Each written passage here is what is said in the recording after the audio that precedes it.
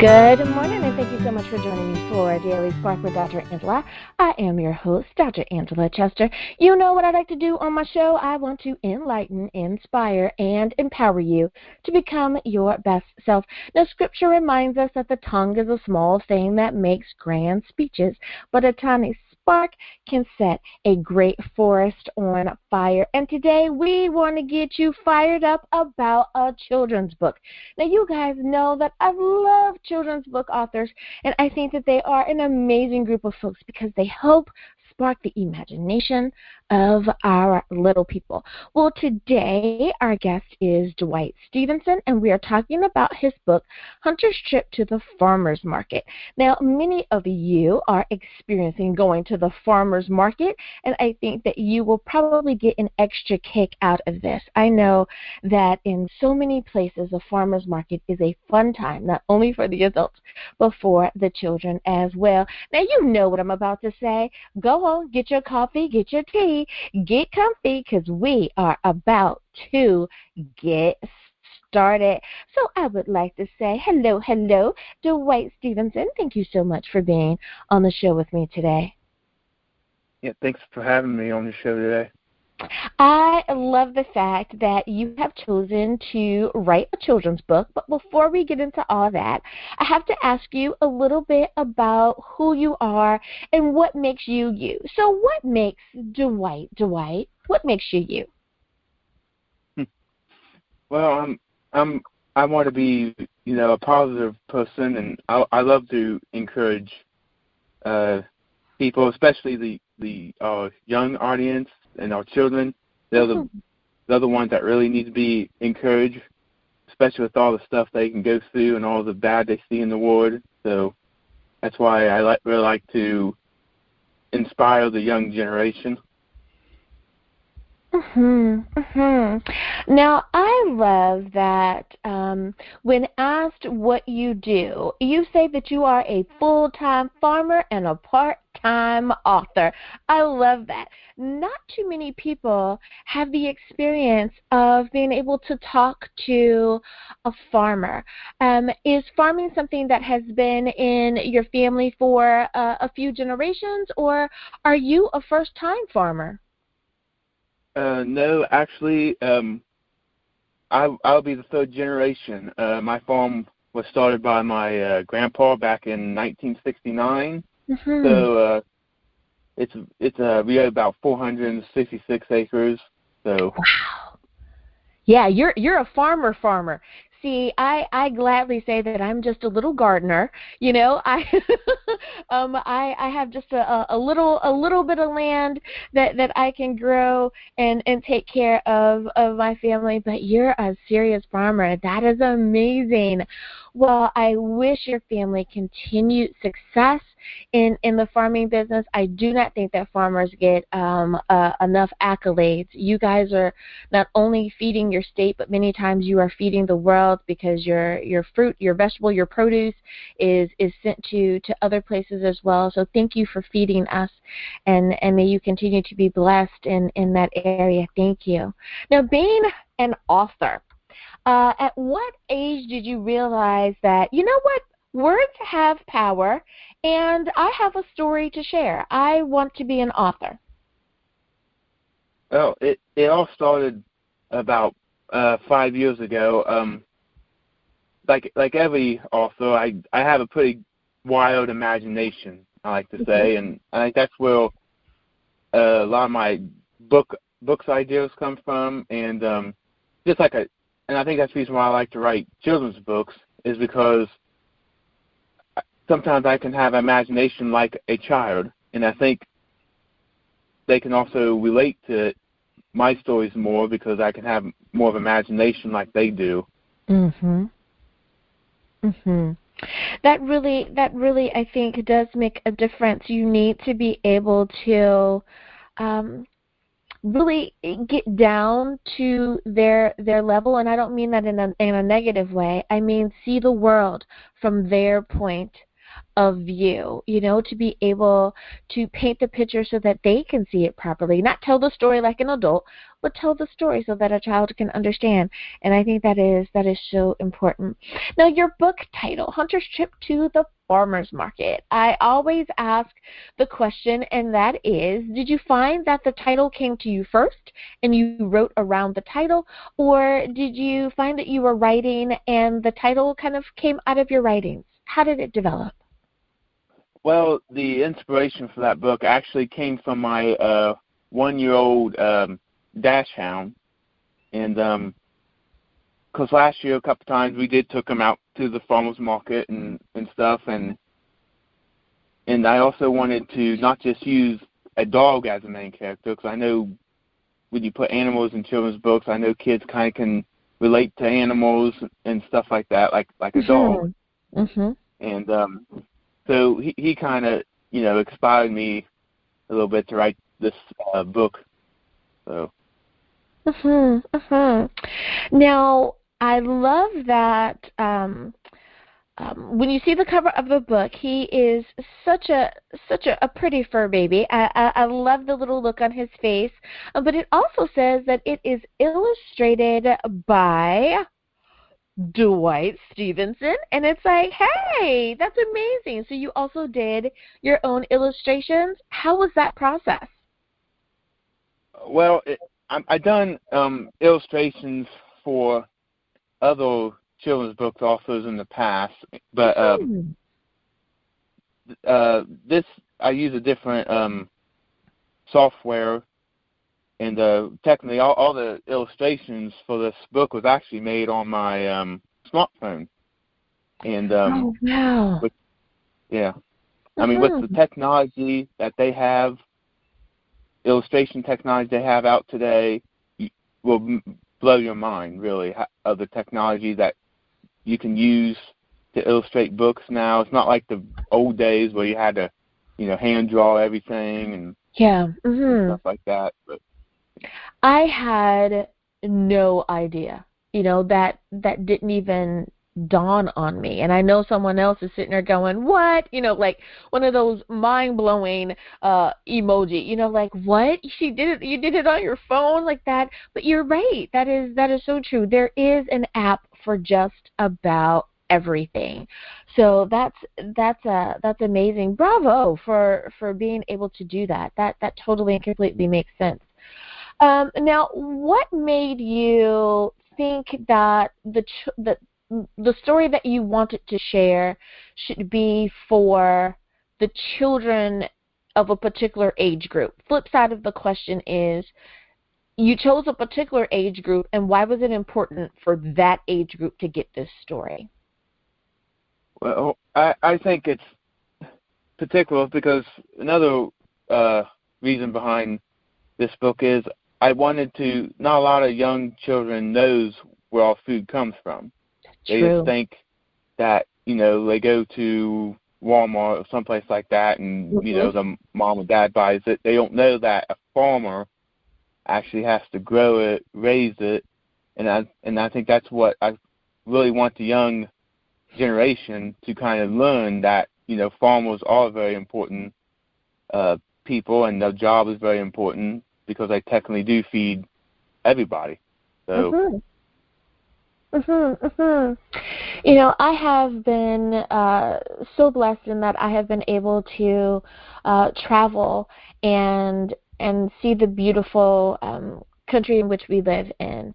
And one of the things that I find to be quite pleasing is that when you get away from the hustle and bustle of wherever you live, in whatever country you live in, and you get to see the countryside. And we don't even really use those words anymore because most people try to live, in the city or close to where their work is. But when we get out into the countryside, we get to see the farms that still exist, be it that it's food or animal farms, and it really does kind of hit home. And I think more and more children just aren't seeing that because our worlds are just so busy that we don't get a chance to take those long drives anymore, or you go from one state to another state to go see your grandparents. and you get to see a cow, or you get to see cotton or soybeans or lettuce being grown, whatever it is. It really does, I think, have an effect on our children.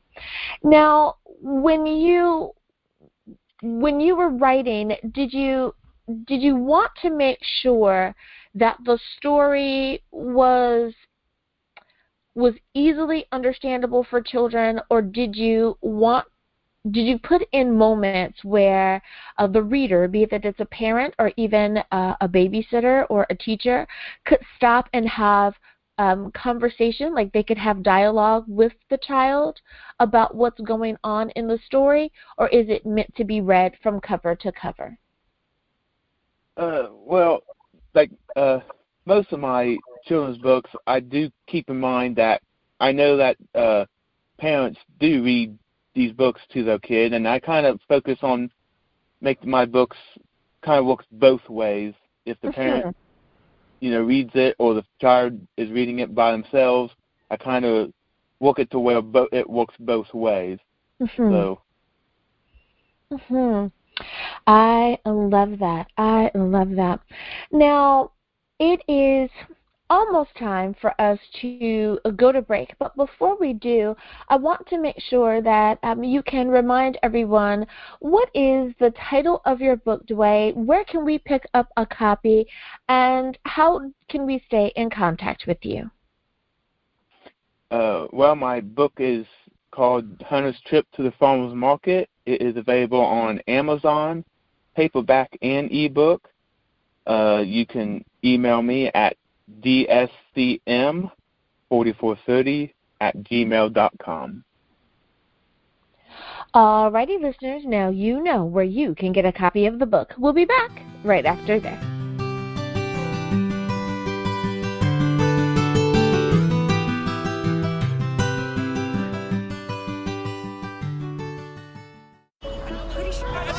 Discovery. No, just a sec. What would it look like if we listened more?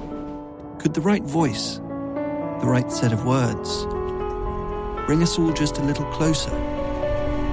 Get us to open up, even push us further? It could, if we took the time to listen. The most inspiring minds, the most compelling stories. Download Audible and listen for a change.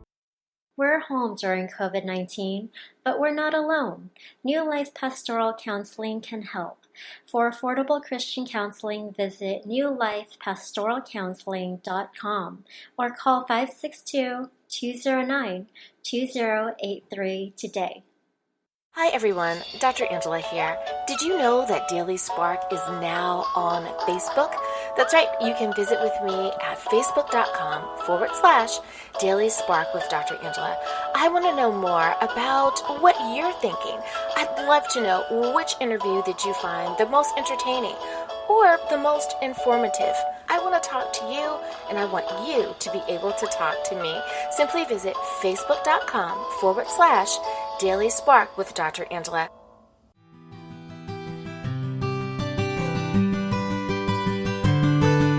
And we are back. Thank you so much for joining me for Daily Spark with Dr. Angela.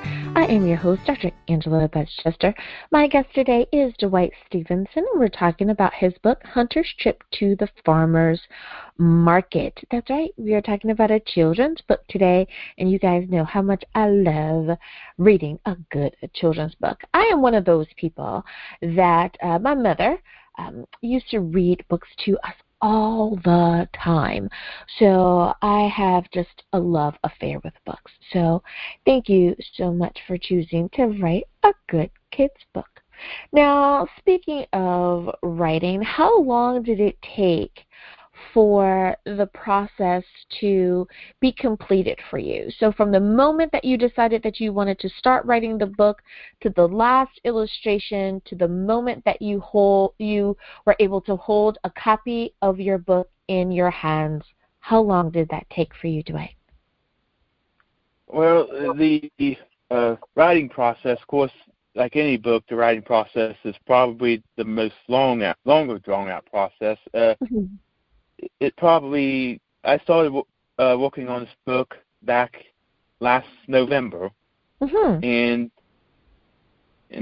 with time I got editing, and of course the illustrations, like I said, with the new apps you have out today and software you have out with illustrations, the illustrations really only took me about 2 weeks to get done, but that's really fast than what they used to be, in the old days. Right.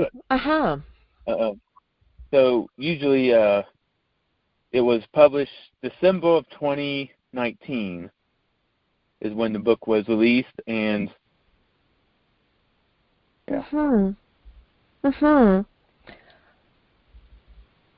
So it was I don't want to say too quick as though it were, super fast, but at the same time, it was the typical length of time that it takes the writing and all of that taking place. Gotcha. Yeah, I think the editing took about 3 weeks to get it done. So Right. And like you said, the illustrations 2 weeks. I've known people say that it seems like it took just as long to get the illustrations back as it did for the editing or almost the writing itself. That it was just just the process of, no, I don't like that, I do like this, keep that, throw that away, change that a little, and getting it all right. The good part of you being the person doing the illustration, you don't have to explain. You don't have to explain what's in your mind's eye. You simply know exactly what it is that you want, and you can get it done the first time. So that, I'm sure that helps make a difference as well. Now, Now, do you have any other books that are kind of on the back burner right now? Are you working on any future projects? Well, there has been. I have been brainstorming some with this book here. I've been thinking about starting kind of like a little series of using Hunter, and of course I got 2 other dogs, a Lab and a Jack Russell, and they've kind of been inspiring me to kind of write some books with them too. So I do have a lot of books ideas coming out later on down the road. I love it.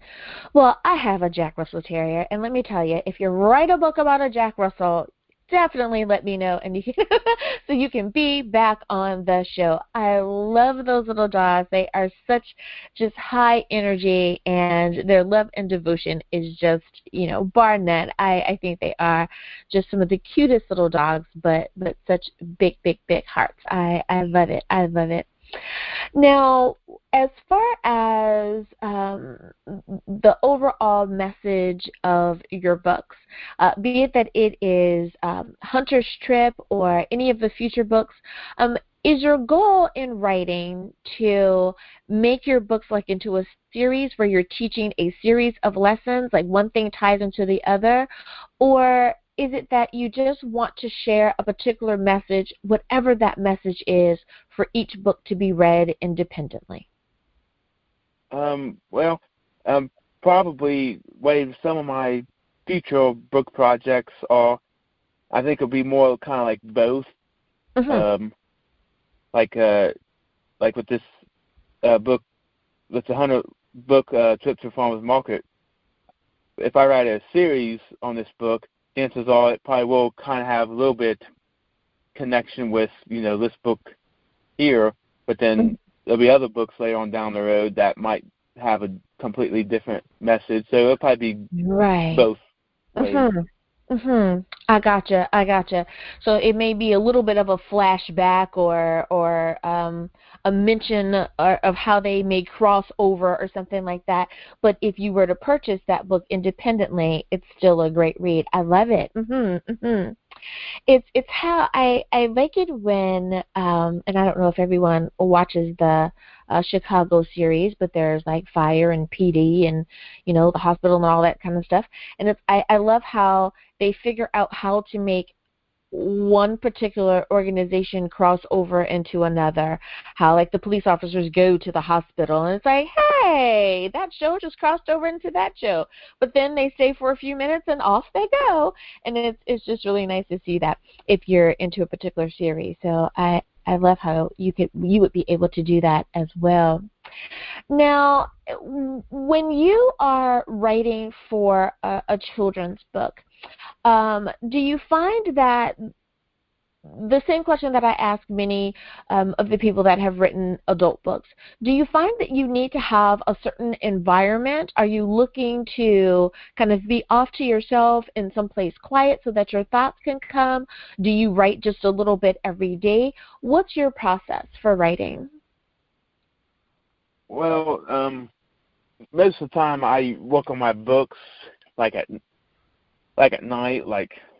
I think with this book, I think I stayed up like a couple of times, like at 1 o'clock in the morning. And a lot of times when I brainstorm, a lot of times it's me out on the tractor, working in the field, and by myself, and that's where I get my brainstorming ideas. Yeah. It's usually when I'm out working on the farm.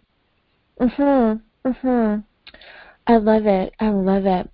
You know, it is amazing that when we have been called to do something or purposed to do a particular something with our lives, how it's almost as though when we really kind of quiet ourselves and we start to slow down and we really listen to the things that are on our hearts or in our minds, it's like, oh yeah, that would be a great book.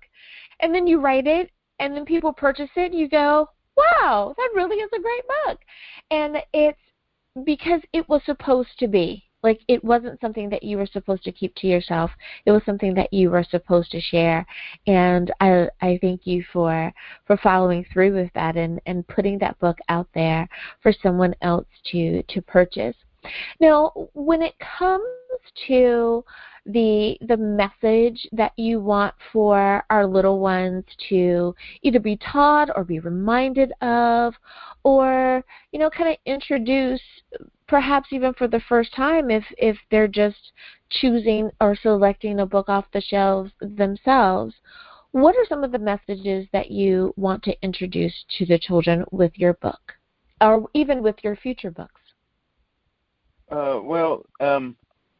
I kind of want to, most of my books, I kind of want to, you know, encourage the young generation, because I really think the problem with our young generation is I don't think they get that, and I don't think they really get the support that they really need, and I kind of want to show that in my books, and if they read, I want them to be confident and able to read encouragement and stuff like that along the way. And after they get older, as adults, it'll help them maybe able to transfer that down to their kids and grandkids.